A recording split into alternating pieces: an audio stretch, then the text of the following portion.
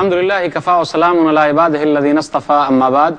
محترم ناظرین، پروگرام فضائل اعمال کی اس نشست میں آپ حضرات کا استقبال ہے۔ السلام علیکم ورحمۃ اللہ وبرکاتہ۔ آج کی نشست کا موضوع ہے قربانی۔ اعوذ باللہ من الشیطان الرجیم، بسم اللہ الرحمن الرحیم۔ لن ینال اللہ لحومها ولا دماؤها ولکن ینالہ التقوی منکم۔ رب اشرح لی صدری ویسر لی امری واحلل عقدۃ من لسانی یفقہوا قولی۔ رب زدنی علما سبحانک لا علم لنا الا ما علمتنا انک انت العلیم الحکیم۔ تمام قسم کی تعریفات اللہ وحدہ لا شریک، خالق کائنات، مالک ارض و سما اور مدبر ان سجاں کے لیے ہیں۔ اس کے بعد بے شمار درود و سلام نازل ہو جناب محمد رسول اللہ صلی اللہ علیہ وسلم پر کہ اللہ رب العالمین نے انہیں رحمت للعالمین بنا کر بھیجا۔ اللہم صلی علی محمد وعلی آل محمد کما صلیت علی ابراہیم وعلی آل ابراہیم انک حمید مجید۔ اللہم بارک علی محمد وعلی آل محمد کما بارکت علی ابراہیم وعلی آل ابراہیم انک حمید مجید۔ محترم ناظرین، میں نے سورہ حج سورہ نمبر 22 کی آیت نمبر 37 آپ کے سامنے پڑھی ہے۔ اس مناسبت سے قربانی کے تعلق سے چند باتیں آپ کے سامنے رکھنی ہیں۔ ناظرین، اسلامی مہینوں کی تعداد 12 ہے۔ محرم، صفر، ربیع الاول، ربیع الاخر، جمادی الاولی، جمادی الاخرہ، رجب، شعبان، رمضان، شوال، ذوالقعدہ، ذوالحجہ۔ یہ الگ بات ہے کہ ہمیں اسلامی مہینے اس طریقے سے یاد نہیں جس طریقے سے انگریزی مہینے یاد ہیں۔ تو اسلامی مہینوں کی تعداد 12 ہے۔ کب سے 12 ہے؟ اسی وقت سے جس وقت سے اللہ تعالیٰ نے آسمان و زمین کو بنایا ہے۔ اللہ تعالیٰ کہتا ہے سورہ توبہ سورہ نمبر 9 آیت نمبر 36، ان عدۃ الشہور عند اللہ 12 شہرا فی کتاب اللہ یوم خلق السماوات والارض منها 4 حرم ذلک الدین القیم فلا تظلموا فیہن انفسکم۔ بے شک مہینوں کی گنتی اللہ کے نزدیک 12 ہے، اسی دن سے جس دن اللہ تعالیٰ نے آسمان و زمین کو بنایا ہے۔ اس میں 4 مہینے حرمت والے ہیں اور یہی سیدھا دین ہے۔ ان دنوں میں آپس میں ظلم نہ کرو۔ 4 مہینے حرمت والے ہیں۔ نبی صلی اللہ علیہ وسلم نے ایک حدیث میں بیان فرمایا، صحیح بخاری کتاب التفسیر کتاب نمبر 65 حدیث نمبر 4662، کہ وہ 4 مہینے کون سے ہیں؟ ثلاث متوالیات، کہ 3 مہینے لگاتار ہیں، ذوالقعدہ، ذوالحجہ، محرم، اور 4تھا مہینہ جو ہے حرمت والا ورجب مضر الذی بین جمادہ و شعبان۔ رجب کا مہینہ ہے جو جمادی الاخرہ اور شعبان کے درمیان ہے۔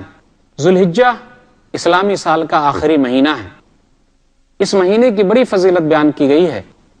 اس مہینے کی 10 دنوں کی فضیلت تو اور زیادہ ہے۔ یہی وہ مہینہ ہے جس میں اسلام کا ایک اہم رکن حج ادا کیا جاتا ہے۔ اللہ تعالیٰ خاص طور پہ 10 دنوں کی فضیلت بیان کرتے ہوئے کہتا ہے، پھر اسی طرح ان 10 دنوں کی فضیلت 1 تاریخ سے لے کر 10 تاریخ تک کی فضیلت حدیثوں میں بھی وارد ہے۔ اللہ تعالیٰ کہتا ہے وَيَذْكُرُ اسْمَ اللَّهِ فِي أَيَّامٍ مَّعْلُومَاتٍ، سورہ حج سورہ نمبر 22 آیت نمبر 28، کہ وہ اللہ کا نام لے چند دنوں میں۔ سورہ فجر سورہ نمبر 89 میں اللہ تعالیٰ کیا کہتا ہے؟ وَالْفَجْرِ وَلَيَالٍ عَشْرٍ، قسم ہے فجر کے وقت کی اور 10 راتوں کی۔ 10 راتوں سے مراد ذوالحجہ کی 10 راتیں ہیں، 1 تاریخ سے لے کر 10 تاریخ تک۔ ان 10 دنوں کی بڑی فضیلت ہے۔ آپ غور کیجئے، نبی صلی اللہ علیہ وسلم نے ایک حدیث میں تو اس کی اہمیت اس طریقے سے واضح کی کہ جہاد بھی افضل نہیں ہے الا کہ وہ جہاد افضل ہے جس جہاد میں آدمی جائے اور دوبارہ واپس نہ آئے۔ ایک حدیث ہے صحیح بخاری کتاب العیدین کتاب نمبر 13 باب نمبر 11 حدیث نمبر 969، مل عمل فی ایام العشر افضل منها فی هذه، ان 10 دنوں میں جو کام کریں گے وہ کام زیادہ افضل ہے۔ لوگوں نے کہا اللہ کے رسول جہاد بھی افضل نہیں ہے، بہتر نہیں ہے؟ کہاں ہاں وہ جہاد بہتر ہے کہ آدمی نکلے، اپنا جان لے کر نکلے، مال لے کر نکلے تو دوبارہ واپس نہ آئے۔ ان 10 دنوں کی فضیلت تو ایک حدیث میں یہاں تک بھی ہے، صحیح مسلم کتاب الاضاحی کتاب نمبر 35 حدیث نمبر 1977، جب 10 دن داخل ہو جائے اور جس آدمی کے پاس قربانی کا جانور ہو تو اس آدمی کو چاہیے کہ اپنے ناخن نہ کٹوائے۔ آپ غور کیجئے ان 10 دنوں میں کیا ہے۔ ذوالحجہ کی شروعاتی 10 دنوں میں تو اہم چیزیں ہیں۔ صحابہ کرام کے بارے میں آتا، خاص طور پہ ابو ہریرہ رضی اللہ تعالیٰ عنہ اور عبداللہ بن عمر رضی اللہ تعالیٰ عنہ ان 10 دنوں میں بازاروں میں نکلتے اور تکبیر بیان کرتے تھے۔ ہم تو تکبیر بیان کرتے ہیں 10ویں تاریخ کو، 11ویں تاریخ کو، 12ویں تاریخ کو اور 13ویں تاریخ کو، لیکن صحابہ کرام ان 10 دنوں میں تکبیر بیان کرتے، اللہ اکبر لا الہ الا اللہ اللہ اکبر وللہ الحمد، تکبیر بیان کرتے تھے۔ بازاروں میں جاتے تاکہ لوگ بھی ان کے ساتھ تکبیر بیان کرے۔ صحیح بخاری کتاب الیدین کتاب نمبر 13 باب نمبر 11۔ انہی 10 دنوں میں تو حج جیسا اہم فریضہ ادا کیا جاتا ہے۔ آدمی زیادہ سے زیادہ اس میں نیکی کا کام کرے، زیادہ سے زیادہ روزے رکھے، اور آپ کو معلوم ہے کہ عرفہ کا روزہ رکھنے میں کتنا بڑا ثواب ہے۔ کس کے لیے؟ جو حاجی نہ ہو اس کے لیے۔ جو حج پر گئے ہیں ان کے لیے عرفہ کا روزہ نہیں ہے۔ عرفہ کے روزے کی فضیلت بیان کرتے ہوئے نبی صلی اللہ علیہ وسلم نے ارشاد فرمایا، صحیح مسلم کتاب الصیام کتاب نمبر 13 حدیث نمبر 1162، احتسب علی اللہ ان یکفر السنۃ التی قبلہ والسنۃ التی بعدہ، ایک دن کا روزہ رکھنا عرفہ یعنی 9 ذی الحجہ کا روزہ رکھنا 2 سال کے چھوٹے گناہوں کا کفارہ ہے، 1 سال پچھلے اور 1 سال اگلے، اسی 10 دن میں ہے، یعنی ذی الحجہ کی 1 سے لے کر 10 تاریخ کے اندر میں۔ 10ویں تاریخ کو ہم عید الاضحیٰ کی نماز پڑھتے ہیں اور 10ویں تاریخ کو ہم قربانی کرتے ہیں، وہی قربانی جو ابراہیم علیہ الصلوۃ والسلام کی یادگار ہے۔ وہ قربانی ابراہیم علیہ الصلوۃ والسلام کی سنت ہے، ہم سنت ابراہیمی کو زندہ کرتے ہیں۔ میں آپ کو پہلے یہ بتاتا چلوں کہ قربانی، عام قربانی، دنیا کے اندر اس کی تاریخ کافی پرانی ہے۔ جس قوم کے اندر قربانی کا جذبہ نہیں ہے وہ قوم کبھی بھی کامیاب نہیں ہو سکتی۔ جب ضرورت پڑے تو جان کی قربانی، جب ضرورت پڑے مال کی قربانی، جب ضرورت پڑے اولاد کی قربانی، جب ضرورت پڑے تو گھر بار چھوڑ دینے کی قربانی۔ جس قوم کے اندر قربانی کا جذبہ نہیں ہے وہ قوم کبھی بھی کامیاب نہیں ہو سکتی۔ جس کے اندر قربانی کا جذبہ ہے وہ قوم ہمیشہ کامیاب ہے، اور قربانی کے ذریعے ہی قوم دنیا میں زندہ رہتی ہے، ورنہ اسے دنیا میں زندہ رہنے کا کوئی حق نہیں ہے۔ عام قربانی کی بات کروں تو یہ قربانی کا سلسلہ کافی پرانا ہے۔ یاد کیجیے آدم علیہ الصلوۃ والسلام کو اور ان کے دونوں بیٹوں کو، کہ ان دونوں نے قربانی دی تھی، اللہ کا تقرب حاصل کرنا چاہا تھا۔ کس طریقے سے ایک کی قربانی قبول ہوئی اور دوسرے کی قربانی قبول نہیں ہوئی؟ سورہ مائدہ سورہ نمبر 5 آیت نمبر 27، وَاتْلُ عَلَيْهِمْ نَبَأَ ابْنَيْ آدَمَ بِالْحَقِّ إِذْ قَرَّبَا قُرْبَانًا فَتُقُبِّلَ مِنْ أَحَدِهِمَا وَلَمْ يُتَقَبَّلْ مِنَ الْآخَرِ قَالَ لَأَقْتُلَنَّكَ قَالَ إِنَّمَا يَتَقَبَّلُ اللَّهُ مِنَ الْمُتَّقِينَ۔ وَاتْلُ عَلَيْهِمْ، آپ ان کے اوپر آدم کے دونوں بیٹوں کا تذکرہ کیجئے، آدم کے دونوں بیٹوں کی باتیں بتلائیے کہ جب دونوں نے قربانی پیش کی تو ایک کی قربانی قبول ہوئی اور دوسرے کی قربانی قبول نہیں ہوئی۔ اللہ تعالیٰ تقوی اختیار کرنے والے ہی سے قربانی کو قبول کرتا ہے۔ مفسرین نے کہا کہ حابیل نے اچھی قربانی دی تھی، اس لیے اللہ تعالیٰ نے قبول فرمایا۔ آدم علیہ الصلوۃ والسلام کے ایک بیٹے کا نام حابیل تھا، دوسرے بیٹے کا نام قابیل تھا۔ یہ قتل کس وجہ سے ہوا یہ چیز مشہور تو ہے، لیکن کسی قرآن کی آیت سے اور کوئی حدیث میں نہیں ملی۔ وہ مشہور کیا ہے کہ پہلے آدم علیہ الصلوۃ والسلام اور حوا سے 2 اولاد ہوتی، ایک مذکر اور ایک مؤنث، پھر دوسری مرتبہ پھر اولاد ہوتی۔ تو پہلی مرتبہ کی جو اولاد ہوئی ہے لڑکے کا، دوسری مرتبہ پیدائش سے لڑکی کے ساتھ شادی کر دی جاتی، اور پہلے والے کا دوسرے کے ساتھ، دوسرے والے کا پہلی کے ساتھ۔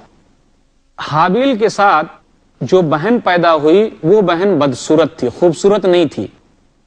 اب قابیل کے ساتھ جو بہن پیدا ہوئی وہ بہن خوبصورت ہے، تو حابیل کی شادی قابیل کے بہن سے ہوگی اور قابیل کی شادی حابیل کے بہن سے ہوگی، لیکن حابیل کی جو بہن ہے ایک ساتھ جو پیدا ہوئی وہ خوبصورت نہیں ہے، یہ کہا جاتا ہے۔ تو قابیل نے سوچا کہ کیوں نہیں میں اپنی بہن ہی سے شادی کر لوں۔ اس زمانے میں آدم علیہ الصلوۃ والسلام کی شریعت میں تھا، لیکن قانون تو یہ تھا کہ یہ حابیل کی بہن سے شادی کرتا اور حابیل قابیل کی بہن سے۔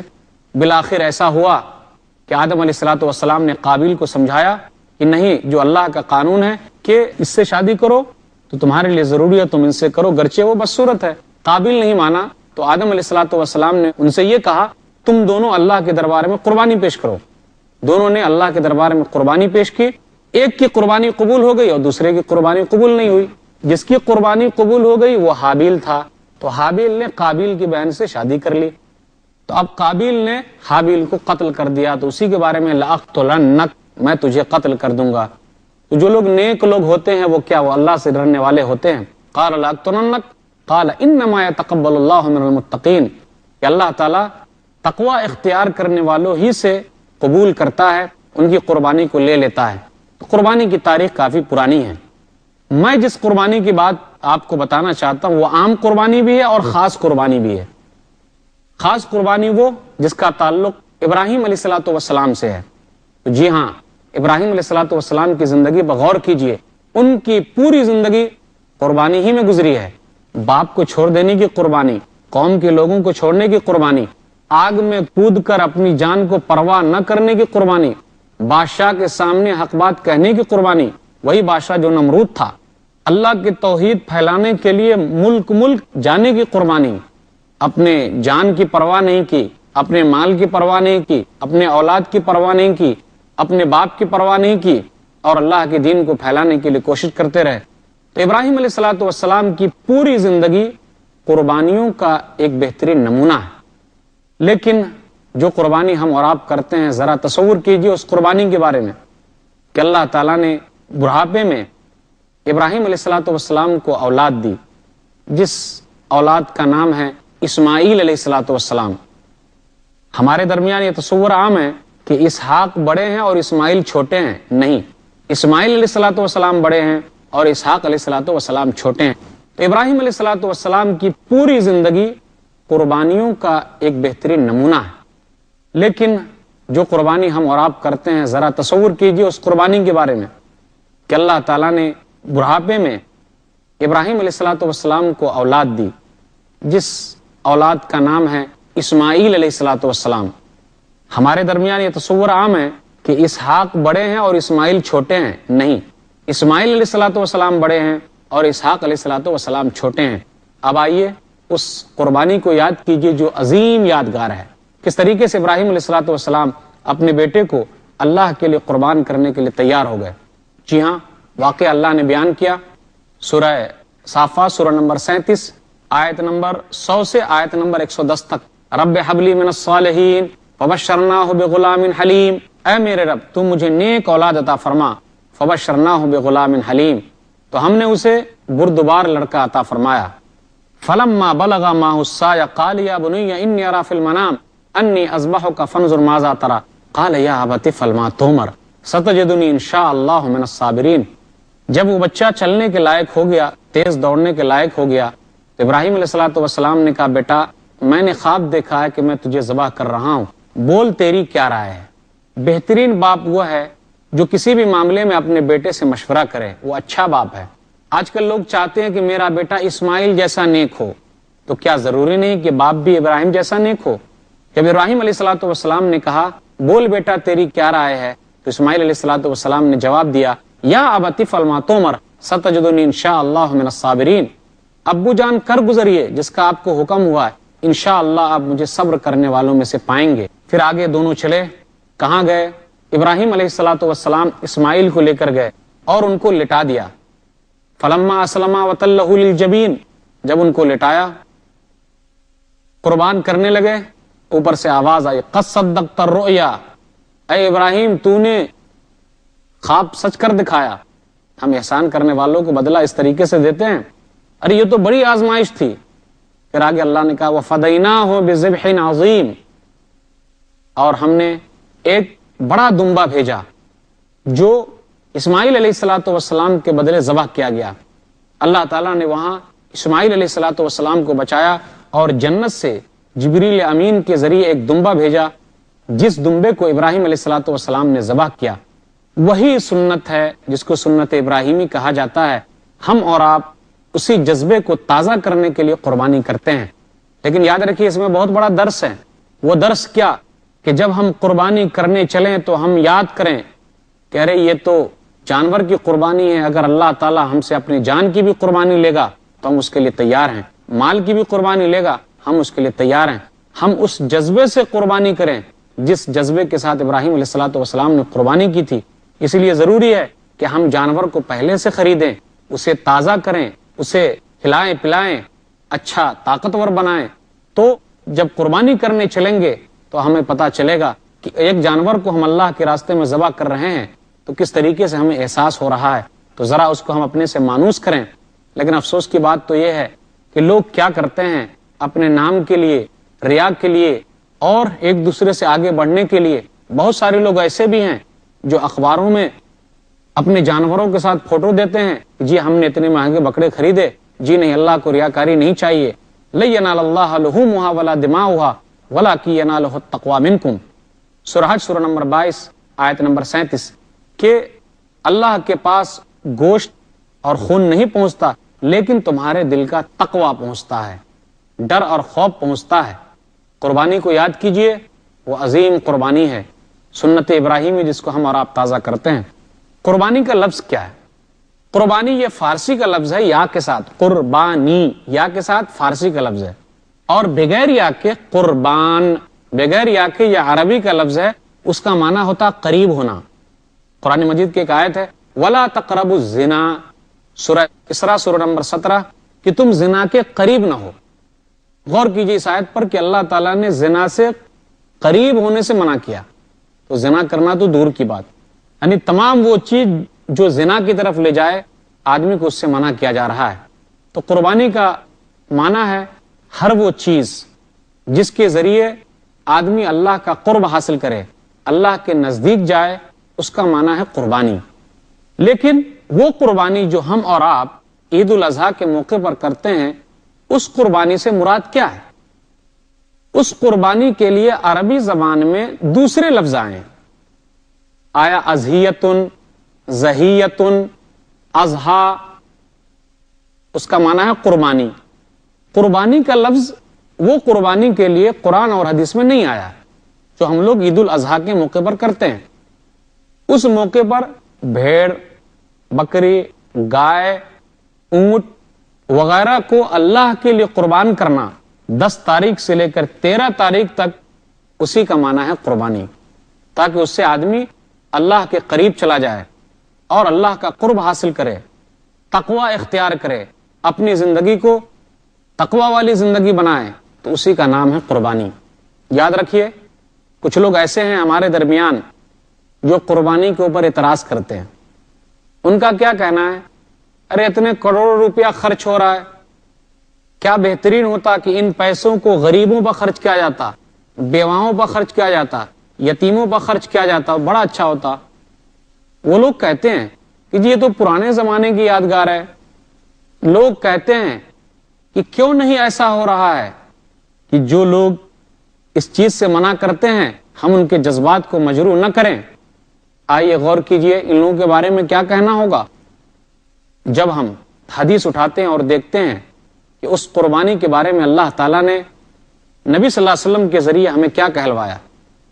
نبی صلی اللہ علیہ وسلم نے کہا من کان لہ سعۃ فلم یضحی فلا یقربن مصلانا، سنن ابن ماجہ کتاب الاضاحی کتاب نمبر 26 حدیث نمبر 3123۔ نبی صلی اللہ علیہ وسلم نے کہا جس کے اندر قربانی کی طاقت ہے اور وہ اس کے باوجود بھی قربانی نہیں کرتا تو وہ ہمارے مصلی کے قریب نہ آئے، وہ عید الاضحیٰ کی نماز پڑھنے نہ آئے، کیونکہ اللہ تعالیٰ نے اسے قربانی کی طاقت دی تھی، اس نے قربانی نہیں کی۔ غور کیجئے کہ جو لوگ یہ کہتے ہیں کہ غریبوں کا خیال رکھا جائے، یتیموں کا خیال رکھا جائے، میں ان سے پوچھنا چاہتا ہوں کیا نبی صلی اللہ علیہ وسلم کے زمانے میں یتیم لوگ نہیں تھے؟ ضرور تھے۔ میں پوچھنا چاہتا ہوں کیا شریعت کی کسی بھی چیز دوسری چیز کے مقابلے میں بدل ہو سکتی ہے؟ مثال کے طور پر ہم ایک وقت کی نماز نہ پڑھیں، ہم غریبوں کی مدد کر رہے ہیں، بالکل بدل نہیں ہے۔ ہم زکوٰۃ ادا نہ کریں، غریبوں کی مدد کر رہے ہیں، زکوٰۃ کا بدل نہیں ہے۔ اللہ نے ہم کو طاقت دی ہے، ہم حج کے لیے نہ جائیں، غریبوں کی مدد کر رہے ہیں، بالکل بدل نہیں ہے۔ غریبوں کی مدد کرنا، یتیموں کی مدد کرنا، بیواؤں کی مدد کرنا، مریضوں کی دیکھ بھال کرنا، یہ اہم چیز ہے، اس کے لیے ابھارا گیا ہے۔ اس کی وجہ سے شریعت کی دوسری چیزوں کو قربان نہیں کیا جا سکتا۔ آپ غور کیجئے، نبی صلی اللہ علیہ وسلم کے زمانے میں جنگیں ہوتی تھی، بہت ساری عورتیں بیوہ تھی، لیکن نبی صلی اللہ علیہ وسلم نے اس کے لیے کیا انتظام کیا؟ اسلام کے اندر جو شادی کا 4 تصور ہے انصاف کی صورت میں، یہ سب سے بڑا حل ہے۔ جنگ میں مرد مارے جاتے ہیں، حل کیا اسلام نے دیا کہ انصاف کے ساتھ آدمی شادی کرے، 1 سے زیادہ 4 تک اللہ نے اجازت دی، بیوی رکھے۔ اسلام دنیا کا وہ واحد مذہب ہے جس نے انصاف کی بنیاد پر یہ تمام حل دیا ہے۔ یتیموں کے لیے، بیواؤں کے لیے نبی صلی اللہ علیہ وسلم نے ابھارا ہے۔ صحیح بخاری کتاب الادب کتاب نمبر 78 حدیث نمبر 6005 6006 جو یتیموں کی دیکھ بھال کرتا ہے قیامت کے دن وہ میرے ساتھ رہے گا، جو بیواؤں کی دیکھ بھال کرتا ہے، مسکینوں کی دیکھ بھال کرتا ہے، گویا کہ وہ جہاد کرنے والا ہے، گویا کہ وہ دن میں روزے رکھنے والا ہے اور رات میں قیام کرنے والا ہے۔ یتیموں کو ہم اپنے گھر میں رکھیں، صحابہ کرام نے رکھا تھا، لیکن اسلام کی کسی دوسری چیز کو قربان نہیں کیا جا سکتا۔ لوگ کہتے ہیں جی یہ پرانے زمانے کی یادگار ہے، یاد رکھیے اللہ تعالیٰ ان تمام چیزوں کو یادگار کے طور پر نہیں رکھے گا جو پرانے زمانے کی ایسی چیز ہو جس میں لوگوں کا نقصان ہو۔ تو شریعت کی ایک چیز کو دوسری چیز سے ہم قربان نہیں کر سکتے، یہ اللہ کا حکم ہے۔ نبی صلی اللہ علیہ وسلم مدینہ میں 10 سال تک تھے اور 10 سال تک آپ نے قربانی کی۔ عبداللہ بن عمر رضی اللہ تعالیٰ عنہ کہتے ہیں سنن ترمذی کتاب الاضاحی کتاب نمبر 17 حدیث نمبر 1507 اقام رسول اللہ صلی اللہ علیہ وسلم بالمدینہ 10 سنین یضحی۔ ہم اور آپ جو قربانی کرتے ہیں اس کا ثواب کتنا ہے وہ صرف اللہ کو معلوم ہے، لیکن میں وہ حدیث آپ کے سامنے پڑھ دوں جو عام طور پر ہم سنتے ہوئے آتے ہیں کہ صحابہ نے پوچھا اللہ کے رسول قربانی کیا ہے؟ تو آپ نے کہا سنت ابیکم ابراہیم، یہ تمہارے باپ ابراہیم کی سنت ہے۔ اللہ کے رسول ثواب کتنا ملے گا؟ تو آپ نے کہا بکل شعرۃ حسنۃ، ہر بال کے بدلے 1 نیکی۔ پھر کہا اون کا کیا ہے؟ تو کہا اون کے ہر بال کے بدلے 1 نیکی۔ یہ حدیث صحیح نہیں ہے کیونکہ اس حدیث کے اندر 2 راوی ضعیف ہے، ایک عائض اللہ اور ایک ابو داؤد نفیع بن حارث۔ عائض اللہ کے بارے میں حافظ ابن حجر رحمہ اللہ نے تقریب التہذیب میں کہا ترجمہ نمبر 3127 میں ضعیف، اس لیے قربانی کا کتنا ثواب ہے اللہ کے اوپر چھوڑیے، اللہ تعالیٰ نیک عمل کرنے والے کے اعمال کو برباد نہیں کرتا۔ اللہ نے کہا انا لا نضيع اجر من احسن عملا، سورہ کہف سورہ نمبر 18 آیت نمبر 30، بے شک ہم نیک عمل کرنے والوں کے بدلے کو ضائع نہیں کرتے۔ یہ چند باتیں تھیں قربانی کے تعلق سے۔ اللہ تعالیٰ سے دعا ہے کہ اللہ تعالیٰ ہم لوگوں کو اللہ کے راستے میں ہر طرح کی قربانی کرنے کی توفیق دے، آمین۔ وآخر دعوانا الحمدللہ رب العالمین، وصلی اللہ علی نبینا محمد وآلہ وصحبہ اجمعین، والسلام علیکم۔